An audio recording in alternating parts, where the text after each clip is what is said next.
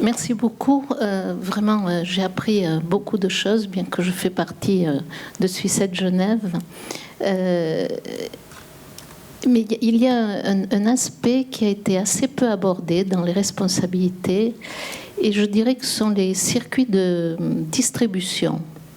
Parce que, bon, juste pour donner un exemple, Monsieur Vinet, vous disiez que les produits bio sont plus chers. Je crois que c'est en France, peut-être en Suisse aussi. Il y a une étude récemment qui a été faite pour démontrer que, en fait, dans les grandes surfaces, les produits bio qui sont vendus, certes, sont plus chers, mais en réalité, c'est la marge bénéficiaire du distributeur qui est augmentée spécialement sur ces produits-là. Bon, ça, c'est un exemple.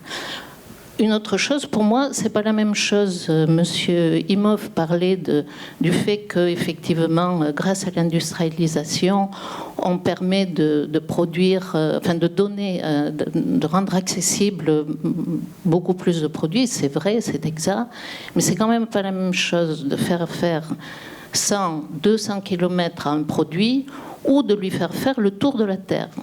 Chose qui aujourd'hui est très développée. Donc je pense qu'il y a une grosse responsabilité dans la situation d'aujourd'hui. Enfin, je voudrais vous entendre, hein, qui que ce soit là-dessus, une grosse responsabilité, en plus de toutes celles que vous avez énoncées, je ne vais pas dire à la mondialisation, hein, qui est parfois heureuse et parfois malheureuse, mais à cette croyance que, voilà, il faut continuer, et c'est pour ça d'ailleurs qu'on veut qu'il y ait des traités internationaux auxquels on adhère, etc. La mondialisation, elle peut être très bien, mais elle a des effets aussi pervers. Et Madame Barry nous a expliqué comment en Afrique on est inondé de produits dont on ne sait même pas d'où ils viennent ni leur qualité.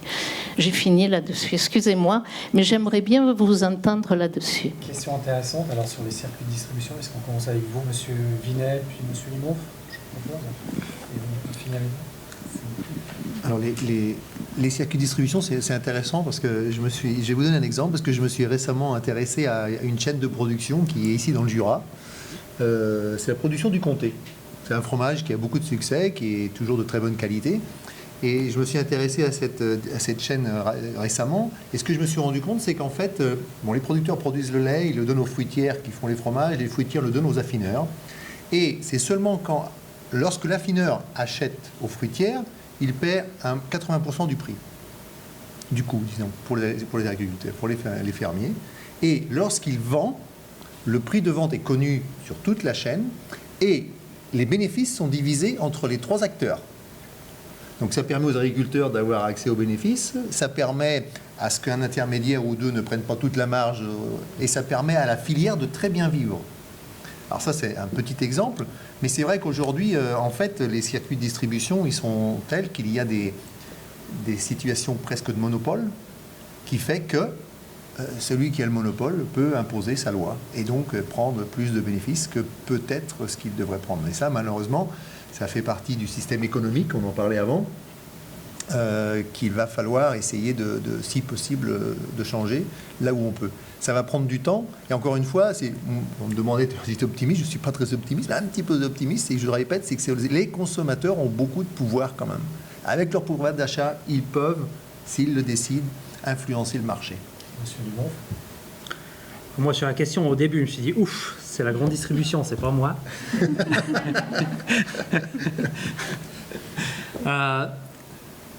Monopole, je suis pas d'accord. Nestlé, en étant le plus gros et même avec une certaine distance, acteur au niveau mondial, on a à peu près 1% du marché mondial. Donc, c'est loin d'être, on parle pas du monopole quand on est à 1% du food au niveau mondial. Donc, c'est ce qu'il y a de bien dans le food, c'est que c'est extrêmement dispatché. Donc oui, peut-être qu'il y a sur à certains moments, il y a tout à coup des situations où, comme en Suisse, où on a juste 2 retailers qui tout à coup se retrouvent dans une situation assez particulière, mais de manière générale, c'est pas comme dans, je sais pas pour dire, Un autre point où la Suisse est peut-être dans la pharma c'est beaucoup plus concentré. Le food, c'est extrêmement dispatché. Les chaînes de valeur, comment est-ce que la distribution est faite à l'intérieur des chaînes de valeur? Je connais un petit peu le bio, vu qu'on fait aussi un peu de bio. On a quand même des quantités assez significatives. Et oui, la matière première, elle est plus chère. Le fait que la transformation, malheureusement, de notre point de vue, on est quelque part aux alentours, même si en Suisse, on est le plus haut au niveau mondial, mais on reste autour des 10%. Donc, quand on peut faire 400 tonnes ou quand on peut en faire 40 tonnes, eh ben, ça a des coûts de production qui sont différents. Et effectivement, peut-être que quelque part, il y a aussi encore une discussion de marge, mais pour sûr, il y a des fondamentaux et ce n'est pas juste une discussion de la marge qui fait que les prix sont plus élevés. Madame Marie, vous aviez l'air vous avez été interpellée, vous vouliez rajouter quelque chose? Oui, pas pour attaquer Nestlé, mais parce que je connais assez de produits de Nestlé qui sont sur le marché africain. Et il y a des produits que je vois en Afrique que je n'ai jamais vus en Europe. Je ne sais pas, peut-être que c'est plus pour la clientèle africaine et qui impactent beaucoup aussi sur la santé des Africains et qui est beaucoup utilisé dans la nourriture africaine. Si je prends l'exemple des bouillons, par exemple, peut-être que certaines personnes ici dans la salle qui ont fait l'Afrique peuvent en témoigner qu'il y a des bouillons que Nestlé utilise sur le marché africain et qui sont beaucoup consommés par les Africains et qui ont un impact négatif sur la santé des Africains. Donc aujourd'hui, si j'entends parler que Nestlé, oui, a 1% du marché mondial, mais en Afrique, quel est le pourcentage du marché qu'ils ont là-bas? Je ne sais pas si vous connaissez ce chiffre, je ne suis pas sûr. Maximum 1,3. C'est en tout cas pas plus, sinon on aimerait bien avoir plus. Enfin, c'est pas. Non, j'ai rien dit. Mais ceci dit, mais ça reste sur un particulier. Est-ce qu'il y a des produits Et oui, bien sûr, on a des produits qui sont complètement différents d'un pays à l'autre. On a Nestlé, si j'ai ça correctement en tête, quelque chose comme 400 fabriques au niveau mondial, dont une dizaine en Suisse. Donc ces produits, ils sont sûrs pas faits ici pour être amenés en Afrique. Donc, ils sont produits en Afrique. Bien sûr qu'il y a une partie il y a certains produits qui vont d'un continent à un autre ou d'un pays à l'autre, mais Nestlé, on est très très dispatché, on produit local pour local, en partie aussi avec des marques locales. Bien sûr qu'il y a certaines marques internationales comme Maggi, mais le produit en lui-même, après, il se retrouve être spécifique, local. Et je ne peux pas prendre position au niveau nutrition de ce que vous dites sur Maggi. Voilà, je prends note de ce que vous dites. Madame Bidot, vous vouliez aussi répondre à cette question sur les circuits de distribution? Je pense qu'il y a, par rapport peut-être au bio, ce qu'il faut quand même se rendre compte, c'est que quand on produit bio, on fait une perte de 20% de rendement. Donc inévitablement, ça augmente le prix de la matière première. Ça, c'est la première chose. La deuxième chose, par rapport au circuit de distribution, et je pense que ça, c'est peut-être quelque chose de positif qu'on pourrait, et qui est probablement transposable dans tous les pays du monde, c'est l'accès à la vente directe. C'est le fait de pouvoir vendre directement son produit. Mais à Genève, on n'a pas trop de soucis. Je veux dire, moi, notre ferme, elle est pas très loin du centre-ville. Je ne veux pas faire de publicité, donc je ne le dirai pas. Mais j'ai accès à 500 000 habitants sans problème. Quand je parle avec ma copine présidente des Vaudoises ou d'autres copines du Gros de Vaud, elles me disent « Non, mais moi, si j'ai 20 habitants du village d'à côté, je suis contente. » Donc c'est vrai que la vente directe, c'est une solution qui est transposable partout, mais ça demande un effort beaucoup plus grand selon quel endroit où on habite. Et puis la dépendance à la grande surface et je veux dire, en Suisse, et je pense que là on doit parler de monopole, on a 3 grands, je ne nommerai pas non plus, la grande distribution, on en a 3 grands. Nous, on est spécialistes de la volaille, et je vais vous donner un exemple très personnel. On a développé de la volaille il y a 15 ans, peut-être même 20 ans, le temps passe tellement vite que je ne me rappelle plus. On a fait de la volaille, on a fait un atelier de volaille pour de la volaille haut de gamme. Donc c'est de la grosse, c'est un poulet qui est élevé en 90 jours et c'est assez lent comme croissance, etc. Et on a décidé de faire ça parce que c'était le moment où le prix de l'orge commençait à diminuer.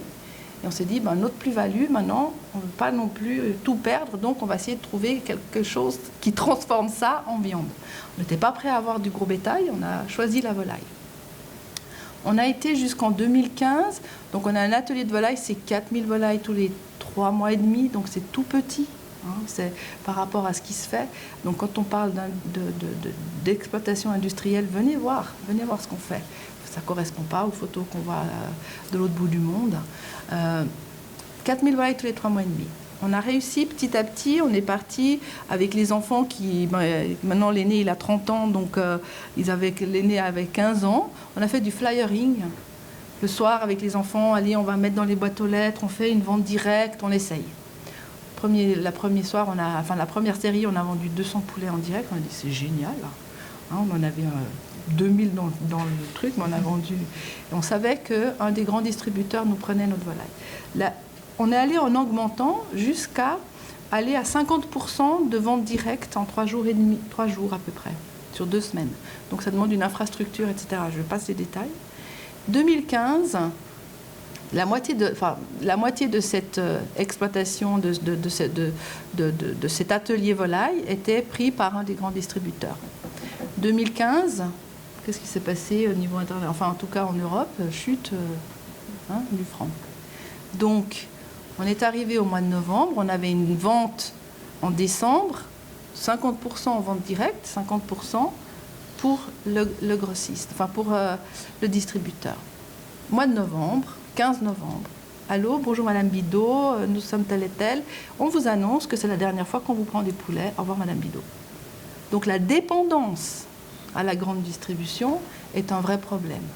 Et le fait de pouvoir valoriser ça en circuit court, et ça c'est reproductible évidemment avec les contraintes de chaque région, mais la vente en circuit court, c'est ce qui va aussi maintenir une agriculture locale, active et dynamique. Les choix politiques, Madame disait, allez voter. Avant d'aller voter, venez voir ce qu'on fait, s'il vous plaît. Est-ce qu'une autre question, vous vouliez aussi répondre ou on passe à une autre question? Non, je voulais juste peut-être, je pense que c'est très intéressant, les réflexions sur justement, ça touche un peu à cette question de mondialisation, de distribution. Et puis nous, on a observé ça au Cambodge en particulier, mais aussi au Ghana. Et c'est cette volatilité, c'est souvent la spéculation sur les commodités agricoles qui a augmenté aussi.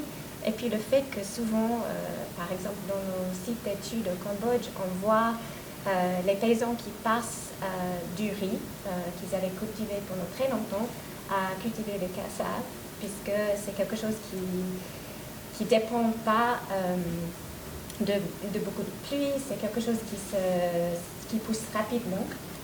Puis si on est dans une situation d'insécurité vis-à-vis de notre terre, puisque ça peut être pris aussi, on cultive ça. Mais le problème, c'est que le prix de cassave, ça change tous les heures. Alors les gens, ils ont en fait pris les emprunts pour justement pouvoir payer les semences et tout ça, mais ils se retrouvent dans une situation d'endettement qui est très alarmant. Et puis on va retrouver, je pense, beaucoup de cas des paysans au Cambodge qui doivent en fait laisser leur terre puisqu'ils n'arrivent plus à payer les emprunts, puisqu'il y a cette spéculation sur les prix de ces commodités. Alors là, ça c'est aussi lié au macro, cette politique de libéralisation, et c'est quelque chose qui touche au niveau local aussi. Ils ont encore beaucoup de savoir, alors profitez pour poser encore des questions. Je ne sais pas si on a encore une, monsieur. Oui, bonsoir. Merci beaucoup pour vos différentes interventions. Au risque de casser l'ambiance, je voudrais juste rappeler que l'alimentation humaine à l'échelle de la planète aujourd'hui est en train de mettre vraiment en danger le système Terre dans sa globalité. que ce soit par le plastique, par les emballages plastiques, que ce soit la consommation de viande qui ne cesse d'augmenter, qui fait qu'on consomme 1000 milliards d'animaux marins et 60 milliards d'animaux terrestres chaque année et que ça ne fait qu'augmenter, que ça provoque de l'accaparement des terres pour des cultures de soja qui font que l'Amazonie... Bref, je ne vais pas vous refaire tous les détails, mais en gros, aujourd'hui, à l'échelle de la planète, notre consommation est en train de la détruire. On a à peine 10 ans devant nous. Ce que je ne comprends pas, même dans ce genre de panel, c'est qu'on n'est pas encore en tête le dernier rapport du GIEC ou le dernier rapport de l'IPBES sur la biodiversité qui sont très clairs. Si on ne change pas drastiquement notre paradigme et notre façon de voir les choses et notre rapport au vivant, on ne va pas s'en sortir. Donc, je ne vous ai pas entendu beaucoup sur tout ça ce soir, et je voudrais juste avoir votre avis comme ça, peut-être juste en tant que citoyen du monde, pas en tant que représentant de tel ou tel organisme, pour savoir qu'est-ce que enfin, comment vous voyez ça et comment vous arrivez encore à vous projeter sur 20 ou 30 ans en gardant toujours le même modèle de consommation en tête, alors que je ne vois pas comment on peut échapper à une baisse drastique de notre consommation de viande ou à une relocalisation totale de notre mode de consommation de nourriture. Voilà. Donc, j'aimerais bien avoir l'avis de tout le monde sur cette question, et notamment l'avis de monsieur de chez Nestlé, parce que je sais aussi que le PDG de Danone actuellement, par exemple, le nouveau PDG qui s'appelle Emmanuel Faber, a ça en tête et est en train de revoir totalement le business plan de Danone, ou en tout cas, j'espère que c'est pas de la communication. Et j'aimerais savoir si du côté de Nestlé, il y a des gens qui ont aussi conscience de ça, ou si on reste dans le business as usual et à un moment on va tous disparaître si on se met pas à s'inquiéter un peu, quoi. Alors, merci. Excellente question. Je vais peut-être coupable. J'avais préparé une question sur le changement climatique, après on est parti dans d'autres directions et je ne l'ai pas posée. Ceci dit, n'attaquez pas tous Nestlé, il a quand même eu le courage de venir, monsieur Limon. Mais on va peut-être commencer alors avec vous, monsieur Vinet, je vous passerai aussi la parole. Non, d'abord, je voulais juste... peut-être que je me suis mal expliqué tout à l'heure, mais quand je parlais du monopole, je ne parlais pas de Nestlé, je parlais de la grande distribution. C'est tout. C'était une clarification que je voulais faire. Non, alors, votre question, c'est la question à l'ordre du jour. C'est comment on fait pour tout changer avant qu'il soit trop tard. Et ça, c'est une grande question. Si vous pensez que dans le passé, l'humanité utilisait jusqu'à 6000 plantes pour se nourrir, aujourd'hui, avec 6 plantes, on suffit à 50 ou 56% de notre besoin alimentaire. Donc, je veux dire, on a réduit la biodiversité de façon dramatique. En plus, le climatique arrive et on a sans doute perdu beaucoup de capacités des plantes qui avaient des gènes intéressants pour s'adapter. Parce que maintenant, le changement du climat, on peut essayer de le réduire, mais il est là, il va falloir s'adapter. Et le fait qu'on ait perdu énormément de biodiversité, ça va être un gros problème pour s'adapter. Je voulais juste revenir sur un petit point. Alors, ça ne va pas répondre à toute votre question, mais en ce qui concerne la viande, parce que c'est vrai que la viande, c'est un des gros... la production de viande génère énormément de CO2. Je crois qu'il faut je vais simplement donner une petite nuance. Je crois qu'il y a des gens sur Terre qui vivent grâce à leurs troupeaux. Je parle des Somaliens qui ont 50 chameaux, je parle des Tchadiens qui ont 150 chèvres, et ces gens-là, je ne suis pas sûr que ce soit eux qui soient responsables du changement climatique. Quand on parle de viande, on parle d'un certain type de production. D'accord ? Je veux simplement être sûr, parce que des fois, il y a des amalgames qui sont faits, et il y a des gens qui vivent grâce à leur bétail, ce sont des nomades ou pas des nomades, mais ce n'est pas eux qui ont un gros impact sur le climat. Mais une partie de la réponse, et c'est là que ça a des impacts très importants, c'est ce que disait Madame avant, je veux dire, essayons de manger local, essayons de suivre les saisons. Alors c'est facile à dire, pour moi qui suis ici à Genève, c'est facile à dire, mais si j'achète plus de temps en temps un avocat qui vient du Pérou, quelle est l'implication pour le producteur là-bas ? Donc vous voyez, c'est pas simple. Je veux dire, si on devait changer dramatiquement comment on fonctionne, ça a des implications économiques très fortes à l'autre bout du monde, parce que malheureusement aujourd'hui on est connecté, et comment on gère ça, c'est pas facile. Alors c'est pour ça que vous vous dites mais qu'est-ce qu'on attend pour changer ? Changer, c'est très complexe, et ça a des implications qui vont très loin. Qui vont très loin, je veux dire, pas seulement au niveau géographique, mais dans la vie de tous les jours de beaucoup de personnes. Madame Bidot, vous voulez réagir ? Oui, bien sûr. Je pense que la consommation de viande, qui est ce que j'entends le plus souvent dans le discours par rapport au climat, si vous consommez la viande qu'on produit ici, inévitablement, vous devrez diminuer votre quantité. Ça, c'est inévitable. On ne peut pas produire pour 3 fois par jour ou 2 fois par jour, 7 jours sur 7, de la viande en Suisse. Donc déjà là. Et par rapport à peut-être à l'accès à l'eau, hein, parce que si on parle du climat, l'accès à l'eau, même chez nous, ça va être un problème. Même pour les paysans ici, ça va être un problème. Parce que pour l'instant, en tout cas, ce qu'il faut savoir, c'est que l'arrosage, c'est de l'eau potable. On arrose avec de l'eau filtrée. Donc évidemment que la production, elle coûte plus cher, parce qu'il faut bien payer cette eau.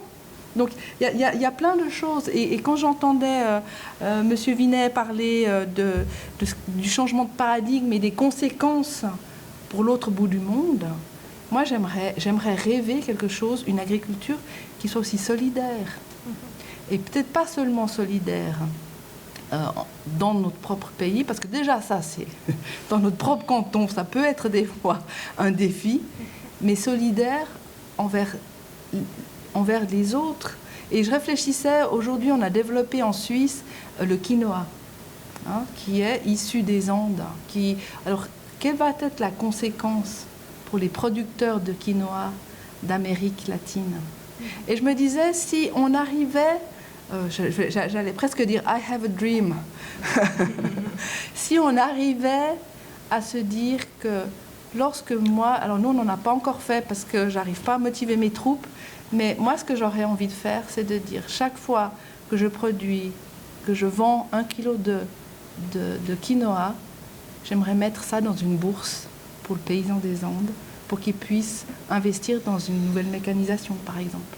Ou on parle du sorgho aujourd'hui de plus en plus, parce que le maïs, on ne sait pas si on va pouvoir continuer à en cultiver. Mais il va se passer quoi avec les producteurs de sorgho d'ailleurs? Donc j'aimerais qu'on puisse imaginer des choses un petit peu différentes, des choses où le mot solidarité redevienne au centre de comment est-ce que je réagis, comment est-ce que je vis dans la société. Et, enfin voilà, c'est ce que je pourrais dire. Vous avez l'air d'acquiescer, puis après je vous passerai la parole à Mme Barry. Oui, ce que je voulais juste rajouter aux réponses des collègues, c'est qu'il ne faut pas que les gens pensent aussi qu'on a les solutions, nous. Les solutions, je pense que c'est tout le monde. Dès lors que la production commence par le champ et elle arrive jusqu'à l'assiette, donc chacun aussi doit être conscient et essayer de trouver la solution ensemble pour pouvoir combattre aujourd'hui cette problématique qui est là, qui nous touche tous. Donc pensons ensemble, mais il ne faut pas indexer ou essayer de dire que tel ou tel qui est responsable. Monsieur Imo. Je sens que je suis drivé par la compétition, donc comme vous avez dit Danone, forcément que je vais répondre. Nous, on vient de s'engager il y a quelques semaines en arrière de respecter le même engagement qu'a pris la Suisse, qu'en 2050, on arrive à 0. Et pas seulement nous, avec 50% des produits que vous aurez, enfin là il n'y en a pas de chez nous, mais des produits Nestlé, que c'est les matières premières à l'intérieur. Donc c'est un défi énorme. Chez nous, on n'a pas trop de viande, mais on a quelques autres matières premières, dont du lait, de passer à 0. Il va falloir offsetter, enfin c'est pas... Et c'est pas seulement en 2050, de toute façon il n'y a plus personne qui est là, mais en 2030 on va passer à 50%. Ce matin, j'étais tout le matin avec des gens à l'interne et des gens d'université en Suisse, la Hafel de Zollikofen, pour discuter de ça, sur quels sont les potentiels qu'on a et comment est-ce qu'on va travailler sur ça en Suisse. Pour l'instant, les gens de l'Union Suisse des paysans, ils rigolent quand je dis qu'on va baisser de 20% sur le lait, donc de produire du lait avec un impact CO2 de 20% de moins. Pour l'instant, je suis assez seul à discuter de ça, mais c'est quelque chose qui va venir et c'est quelque chose sur lequel on s'engage. Très clairement, vous avez parlé du plastique. On vient de monter, alors qu'à la base, nous on dit, nous on vend de l'eau, ou du Maggi, enfin nous ça devrait être le fournisseur de packaging qui devrait nous livrer des solutions. Et n'empêche que, vu que les solutions ne nous plaisent pas ou ne plaisent pas assez aussi pour être... c'est clair qu'une pression externe fait des fois du bien à une grande entreprise aussi. on a inauguré notre propre institut à Lausanne de packaging pour apporter des solutions sur le packaging dans les prochaines années. Donc, moi je suis convaincu qu'on sera une partie de la solution, ou qu'on est une partie de la solution. On a effectivement notre partie à dire. Après, on ne peut pas faire ça. Si on dit qu'on fait ça en l'espace de 5 ans et que les autres ne le font pas, on n'est juste plus là, même si on est gros, et puis ça ne change rien au problème. Donc, c'est quelque chose qu'on doit effectivement réussir à faire ensemble. Autant le consommateur à la maison, s'il arrête de jeter ses 30%, ça aidera aussi. Pas simplement tout le temps dire c'est l'autre qui doit faire, mais c'est chacun. Et probablement que la plupart, c'est quelque chose au niveau de la société. Le food, ça touche un petit peu tout le monde quand même. Et chacun aura sa partie de la solution. En tant que juriste, je pense qu'on a aussi des approches, on pourrait pousser aussi au changement dans une réglementation concernant en fait le cadastre, par exemple. Maintenant, on est dans une situation où on a tendance à privatiser la terre, puis de reconnaître en fait les commons, le fait que ça nous appartient, et puis d'arrêter en fait de donner des terres à titre privé, pour reconnaître aussi des systèmes qui fonctionnent très bien, où on a des gens, surtout les peuples autochtones, qui gèrent depuis toujours des terres de manière écologique. Et puis là aussi, je pense qu'on a des solutions qui sont là, qui répondent à ces besoins.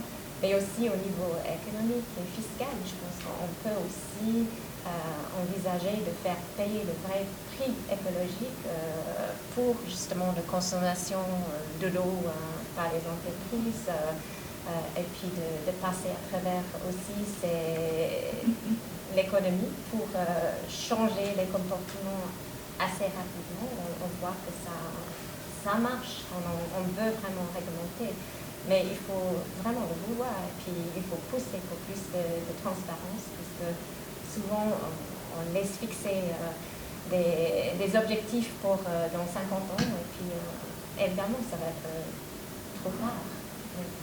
Je pense qu'on est dans une situation d'alarme maintenant, mais ça c'est quelque chose que les scientifiques ils ont dit depuis au moins les années 50. Mais maintenant on se réveille.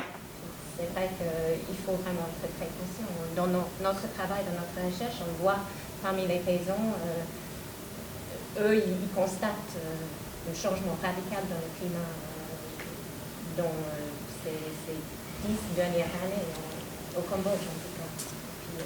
C'est au centre de leur préoccupation. Il nous reste encore 5 minutes. Petite question, non, pas un grand débat à nouveau. Est-ce qu'il y a quelqu'un qui a encore envie de se lancer? Alors. Moi, j'avais une petite observation sur le problème des coûts et disant oui, mais bon, les gens peuvent payer ou pas. Il y a un problème structurel sur l'agriculture. Je pense que les 60, on paye 30% pour son pouvoir d'achat pour l'agriculture, et maintenant en Europe, on paye entre 10% et 15%, ça dépend des pays. Le pire étant les Pays-Bas, ça mange vraiment mal, et puis après, à peu près ça un peu partout. Et donc voilà, c'est ça le problème structurel, c'est que les gens ne payent pas assez, et il faudrait retourner vers une situation où on paye plus finalement pour. Mais alors, comment le faire? C'est peut-être un peu la question. Comment faire pour que les gens payent un peu plus, quoi? Parce que finalement, les portables et tout, on ne les mange pas, quoi. Non, c'est très très vrai. Je crois que la valeur de l'alimentation n'est pas reconnue. La preuve, c'est qu'on en jette 30%. Si vraiment c'était quelque chose d'important pour nous, on ne la gaspillerait pas autant. Mais je crois que on a perdu le rapport à la terre, on a perdu le rapport aux paysans, on a perdu le rapport aux saisons, on se rend pas compte que, comme je disais tout à l'heure, on peut acheter de l'avocat toute l'année, on peut acheter des oranges toute l'année. Voilà. Mon père a 85 ans, il me disait l'autre jour, tu sais ce que j'avais à Noël quand j'avais 10 ans? Une orange. C'était mon cadeau de Noël et c'était un truc...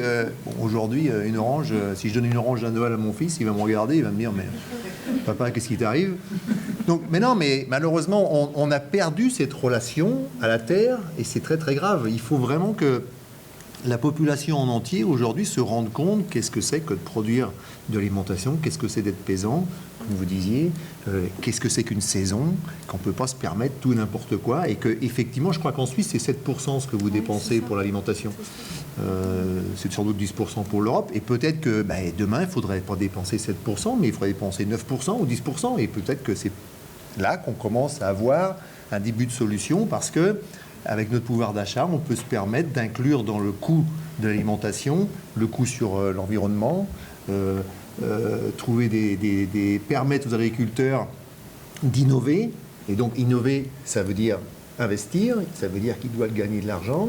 Donc c'est là, je crois que petit à petit, à travers toutes ces discussions qu'on a un petit peu partout dans le monde aujourd'hui, grâce malheureusement à des sonnettes d'alarme, heureusement qu'il y en a qui les tirent encore, et que nous, on fournit des informations comme ça, eh bien les gens vont peut-être se rendre compte que c'est pas si simple que ça de s'alimenter, et que c'est pas donné, et que ça va peut-être coûter un peu plus cher, absolument. Madame Marie, vous avez parlé du pouvoir d'achat et de la difficulté d'acheter quelque chose. Payer plus, ça vous paraît être une piste de réflexion? Oui, principalement dans le contexte africain, Guinée-Bissau, où on évolue le plus. Les produits que les consommateurs achètent, ça dépend des moyens dont ils disposent pour les acheter. Et généralement, c'est des produits qu'on peut appeler malsains, qui sont moins chers, qui sont plus accessibles à la majorité de la population. Et comme vous savez, là-bas, la production agricole, elle est saisonnière. Et il y a des moments où il y a une faible production disponible et les gens sont obligés de compléter avec des produits qu'ils trouvent sur le marché. Et c'est là où ils sont victimes de ce qui existe sur le marché et en fonction de leurs moyens, ils s'approvisionnent. Et du coup, c'est là où ça fait aussi un impact sur leur façon de s'alimenter, sans pour autant qu'ils prennent conscience des dangers ou des risques qu'ils peuvent encourir. Payer plus qu'on dit non. Je pense que c'est aussi très important de reconnaître que je pense que c'est pas nécessairement le consommateur qui doit porter ce prix aussi. Je pense qu'on peut faire beaucoup de choses. On est en discussion sur une taxe des transactions financières par Internet. Et puis c'est vraiment quelque chose qui pourrait porter des fruits pour justement pouvoir faire beaucoup de changements. Je pense qu'il y a des solutions qui n'impliquent pas le fait de demander aux gens qui peut-être ils ne peuvent pas payer encore 2% de plus pour des aliments sains, et puis de refléter le vrai coût de ces aliments pour que les producteurs ils sont payés équitablement. Mais oui, c'est vraiment une réflexion systémique qu'il faut faire. Payer davantage, est-ce que... Moi, je suis pour, évidemment. Non, je pense qu'au-delà de ça... Effectivement, aujourd'hui, on s'en rend bien compte, s'il y a eu l'introduction des paiements directs, c'est parce que c'était la volonté d'arrêter de payer des produits agricoles au vrai prix. Donc, qu'est-ce qu'on a fait? On a introduit les paiements directs, puis comme ça, on a stabilisé à la baisse. Et on se dit, le paysan, il reçoit quand même, il n'a plus besoin de faire grand-chose, il est payé de toute façon. Ce que je vous disais, c'est un échange de prestations. On n'attend pas que ça tombe à la fin de l'année. Ça, c'est une chose. Je pense qu'on a... Quand j'entends les 7% qui sont effectivement le chiffre suisse et les 30% de l'époque, il faut dire que les gens, ils vivaient autrement. Donc ça veut dire que je veux bien qu'on ne veuille pas imposer plus aux consommateurs, mais moi, en tant que citoyenne lambda, si par exemple, je ne vais jamais faire de courses en France. Parce que je produis à Genève quelque chose que j'aimerais que les gens viennent m'acheter. C'est une question de cohérence personnelle. Je ne peux pas traverser la frontière pour aller faire mes courses en France. C'est une question personnelle où je suis assez psychorigide là-dessus. Mais ça veut dire que je dois renoncer aussi à certaines choses. Parce que même si je suis productrice, je ne fais pas de légumes. Donc je dois aller au marché. Donc je renonce peut-être à aller au restaurant. Et ça fait partie de ce changement de paradigme, de ce changement systémique, où finalement on veut toujours plus, mais on veut toujours moins. Enfin, on est pris dans quelque chose qui est un peu schizophrène. Donc, moi, je ne vois pas comment faire autrement que de libérer une partie de mon budget pour pouvoir m'acheter plus de produits locaux, de saison, ou de temps en temps un avocat, parce que c'est quand même bon, hein, ou bien un citron pour compléter une petite sauce, c'est quand même sympa. Mais je vais devoir renoncer à quelque chose. Et ça, c'est un discours qui n'est pas non plus très politiquement correct. La sobriété, ben ça, c'est, vous savez tous qui en parle, hein, notre ami Rabi, tout d'un coup j'ai un blanc, Pierre Rabi, merci. Cette sobriété-là, c'est pas seulement, ça ne concerne pas que l'alimentation. Ça concerne mes achats en général, ma façon de m'habiller, mes voyages. C'est toute ma consommation qui est remise en question. Et en fait, on parle toujours d'une partie, mais si on veut regarder systémique, ben c'est toute la consommation qu'on doit regarder. Comment est-ce que je consomme? Où est mon budget? Où passe mon argent? Et quand on parle de l'alimentation, on a tendance à regarder, à se dire « Ouh là là, ça c'est cher, ça c'est pas cher, j'achète ça ». Moi, je crois qu'on doit aussi réapprendre à faire un budget familial ou un budget alimentaire. Et puis tout d'un coup, on se rend compte que ah ben là, on peut libérer. Il y a quelque chose où on a accès à des finances personnelles parce que, ben oui, si je commence à faire des menus, par exemple, ça paraît rébarbatif, mais faire un menu, ça permet non seulement de se dire j'équilibre mon assiette tous les jours, mais peut-être que le 7e jour, j'ai tous les restes. Et puis je vais pouvoir manger ça au lieu d'y jeter, au lieu de faire ce gaspillage. Et là, c'est ce savoir-faire, ce savoir-être dont on parlait, qu'on a un petit peu perdu dans la société en général, mais qui mérite d'être remis au milieu de la table et qu'on s'y penche et qu'on apprenne les uns des autres. Parce qu'on a tous un savoir-faire, tous un savoir-être, et on a besoin les uns des autres pour reconstruire une société dans laquelle on aimerait non seulement vivre aujourd'hui, mais vivre demain. Alors, on a déjà dépassé de 6 minutes, mais je vous donne quand même la parole au dernier, et après on va s'arrêter. Moi, il y a des facteurs externes, vous avez bien dit qu'il y avait des facteurs externes, il y avait des facteurs internes, de tout mettre nos œufs sur dire « Ah, on va régler ça par une taxe Tobin ou je sais pas quoi ». Personnellement, j'y crois très très peu. Respectivement, c'est prendre un risque déconsidéré. Il faut agir sur ce qu'on peut agir. Donc moi au niveau privé, ce que je disais au niveau du gaspillage, moi au niveau Nestlé sur ce que j'ai comme responsabilité dans mon entreprise. Et c'est à ce niveau-là qu'on doit pouvoir agir et essayer de faire quelque chose. On va toujours avoir des effets externes qui vont nous contrecarrer, de temps en temps nous aider. On a des effets qui sont malheureusement contradictoires. La faim dans le monde, en partie, elle peut être contradictoire avec CO2, parce que de temps en temps, il faut nourrir des gens, puis peut-être qu'il faut quand même amener 2-3 containers de riz, et c'est effectivement du riz, et peut-être que tout à coup, on se loupe quand même parce qu'on en apporte trop, et on casse quand même un marché local. Mais n'empêche qu'il y aura quand même eu quelques centaines de milliers, ou quelques milliers de personnes qui ne seront pas morts de faim. Enfin, on a des effets contradictoires à l'intérieur du système, n'empêche que c'est complexe. Il faut essayer de faire, ça c'est mon avis, il faut essayer d'agir où on peut et avec ce qu'on a. Et si tout le monde agit, eh ben c'est là où moi je vois une solution. Merci à tous les intervenants pour vos propos et le temps que vous nous avez accordé. Merci aussi à tous pour l'attention avec laquelle vous nous avez suivis. Je crois qu'on s'arrête tout simplement là. Merci, bonne soirée à tout le monde. Merci.